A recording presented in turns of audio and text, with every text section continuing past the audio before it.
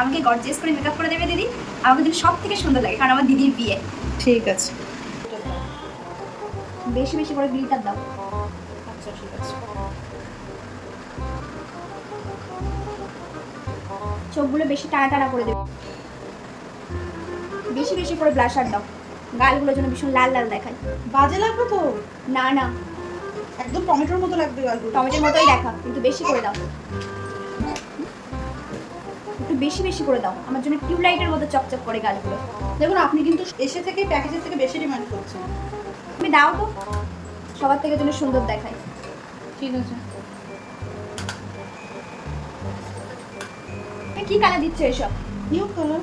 না এটা দিও না, রেড কালার দাও। এই নটটা একটু পরিয়ে দাও।